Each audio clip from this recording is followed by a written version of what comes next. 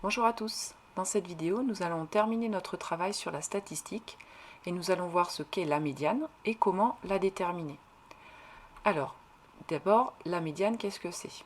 Alors, il faut considérer que votre série statistique, vous avez mis les valeurs dans l'ordre.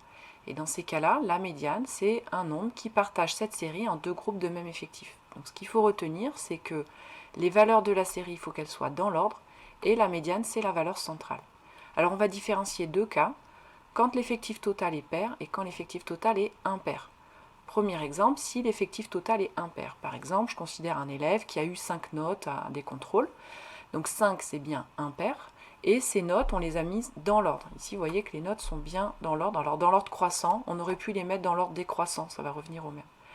Donc, trouver la médiane, c'est trouver quelle est la valeur qui partage en deux cette série, en deux groupes de même effectif. Bon, on le voit bien, la valeur centrale, elle est ici, c'est 14. Donc on a bien deux valeurs d'un côté, deux valeurs de l'autre. Et donc la médiane ici, effectivement, c'est 14. Donc dans le cas où l'effectif total est impair, si j'écris toutes les données dans l'ordre, j'ai une valeur de la série qui se retrouve au milieu. C'est la valeur centrale et ça correspond à la médiane. Donc dans le cas où l'effectif total est impair, la médiane, c'est une valeur de la série qui est au milieu, puisque si l'effectif total est impair, j'ai bien un nombre central et puis les mêmes effectifs de chaque côté ici. Alors là, c'est facile parce que j'ai 5 valeurs, donc facilement je les écris comme ça, et puis je suis capable de repérer assez vite qui est la valeur au milieu. Mais imaginons que j'ai 107 valeurs, ça va être beaucoup plus difficile d'écrire les 107 valeurs et de repérer quelle est celle qui est au milieu. Donc dans ces cas-là, on va procéder de la manière suivante. En fait, on cherche le rang de la médiane. Donc ici, par exemple, l'effectif total, c'est 5. Je le divise par 2 puisque je veux la valeur centrale, celle qui est au milieu, donc je divise en 2, ça fait 2,5. Puisque c'est impair, je n'ai pas un nombre entier, eh bien je prends le nombre entier qui est juste après, c'est 3. Eh bien la médiane, c'est la troisième valeur. Donc ce petit calcul, ça vous permet d'avoir le rang de la médiane, c'est-à-dire c'est la combienième valeur. Donc là j'obtiens 3, je compte à partir du début, 1, 2, 3, voilà, ma médiane c'est bien 14. Donc ça permet d'avoir le rang de la médiane, ce petit calcul, et de pouvoir savoir laquelle c'est. Donc ici, la médiane c'est 14. Maintenant, dans le cas où l'effectif total est pair, qu'est-ce que ça va changer? Eh bien, on va refaire le même exemple, mais cette fois-ci, il a obtenu une note supplémentaire, il a eu un 11 sur 20. Donc j'intercale le 11 sur 20 correctement dans la série, pour qu'elle soit bien dans l'ordre. Donc cette fois-ci, je n'ai pas 5 valeurs, j'ai 6 valeurs. Où se situe la valeur centrale? Eh bien, la valeur centrale, elle va être ici. Pour partager en deux, il faudrait que je partage en deux ici. Parce que là, je vais avoir 3 valeurs d'un côté, 3 valeurs de l'autre. Donc la médiane, eh bien, c'est un nombre qui est entre 11 et 14. Alors finalement, j'ai plein de possibilités, j'ai même une infinité de possibilités pour des nombres qui sont entre 11 et 14. Donc pour qu'on choisisse tous la même valeur, eh bien, on va prendre celle qui est pile au milieu, tout simplement. Donc en fait, on va faire la moyenne entre 11 et 14. Donc si je fais 11 plus 14, ça fait 25. Je divise par 2, ça fait 12,5. Donc la moyenne qui est pile au milieu, c'est 12,5. Alors vous voyez la différence entre tout à l'heure où l'effectif total était impair, et là l'effectif total est pair, c'est que dans ce cas-là, quand l'effectif total est pair, la médiane, c'est-à-dire le nombre qui partage en deux, c'est pas un nombre de la série. C'est un nombre qui est entre deux valeurs de la série. Voilà la différence qu'il y a entre pair et impair. Donc dans ce cas-là, comment trouver la médiane? Je fais pareil que tout à l'heure. On va prendre l'effectif total, cette fois-ci c'est 6. Je le divise en deux puisque je veux partager en deux la série, ça fait 3. Et donc la médiane, elle est située entre la troisième et la quatrième valeur. Et donc on prend la moyenne entre ces deux valeurs-là. Donc on va ajouter le 11, la troisième valeur c'est 11, la quatrième valeur c'est 14. J'ajoute les deux, je divise par 2, je trouve 12,5, c'est ce qu'on a fait tout à l'heure. Donc pour trouver le rang de la médiane, on divise l'effectif total par 2, et dans le cas où c'est pair, eh bien elle est située entre deux valeurs. La troisième valeur, c'est-à-dire le résultat que j'ai là, et la quatrième, le nombre d'après. Donc voilà, la médiane dans ce cas-là, c'est 12,5. Alors pour résumer, il faut retenir ici que la médiane c'est la valeur centrale. Quand l'effectif total est impair, la médiane c'est une valeur de la série qui est au milieu. Quand l'effectif total est pair, c'est une valeur qui est entre deux valeurs de la série, ici. C'est pas une valeur de la série, mais elle est entre deux valeurs, et je fais la moyenne des deux valeurs centrales. Alors, quelques remarques. La médiane, c'est comme pour la moyenne, c'est un indicateur de position. C'est-à-dire, juste en vous donnant la valeur de la médiane, vous devez avoir une idée des valeurs de la série. C'est-à-dire, si je ne vous donne pas les notes de Mathieu, là, mais que je vous dis que sa médiane est de 12,5, eh bien, vous représentez ces notes comme étant toutes autour de 12,5. Donc ça indique la position des notes finalement qui ont été obtenues. Alors, il y a ici, pour déterminer la médiane, ce qui est vraiment important ici à retenir, c'est qu'il faut ordonner les valeurs. Il faut qu'elles soient dans l'ordre. Sinon, la valeur centrale, ça pourrait être n'importe qui finalement, si je les mets dans le désordre. Donc, il faut bien qu'elles soient dans l'ordre pour que la valeur centrale ait un sens ici. Ensuite, il y a autant de données supérieures à la médiane que de données inférieures à la médiane, puisque ça partage en deux, donc j'en ai autant au-dessus qu'en dessous. Ça, c'est important aussi de bien le comprendre. Alors, une remarque importante, c'est celle-là. On avait dit quasiment la même chose pour la moyenne, sauf que là, la médiane, elle n'est pas sensible aux valeurs extrêmes. Alors que la moyenne, elle était sensible aux valeurs extrêmes. Alors, je reviens sur ça, parce que c'est vraiment important de le comprendre. Quand vous avez ici les notes, par exemple, de Mathieu, si à la place du 17 sur 20, il avait eu 20 sur 20, sa médiane, ce serait quand même 12,5. Ça ne change rien. La valeur centrale, elle est toujours là. Donc, peu importe sa note maximale, que ce soit 17, que ce soit 20, que ce soit 16,5, ça ne change rien. La médiane, c'est toujours 12,5. Même chose, si à la place du 2 sur 20, il avait eu 0 sur 20, la médiane, c'est toujours 12,5. Alors que quand on parle de la moyenne des notes, si à la place du 17 sur 20, il avait eu 20 sur 20, la moyenne, elle aurait changé, elle se serait décalée, elle serait devenue un petit peu plus grande. Et au contraire, si à la place de 2 sur 20, il avait eu 0 sur 20, la moyenne, elle aurait baissé.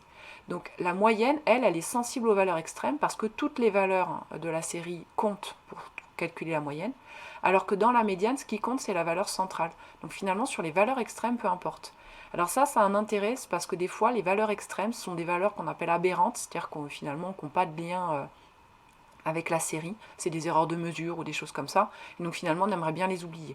Comme par exemple, ça vous arrangerait si vous avez tout le temps des très bonnes notes à vos devoirs, vous avez toujours des 18, des 19 sur 20, et puis une fois vous étiez absent, malade ou je ne sais pas, vous avez eu 2 sur 20, vous aimeriez bien que ce 2 sur 20 compte pas. Avec la médiane, finalement, on ne va pas le voir ce 2 sur 20, alors qu'avec la moyenne, le 2 sur 20 va compter, et ça va vous faire baisser votre moyenne. Donc voilà, la médiane, c'est une autre façon d'indiquer la position de votre série, qui est complémentaire finalement avec la moyenne, c'est-à-dire que souvent on interprète les deux.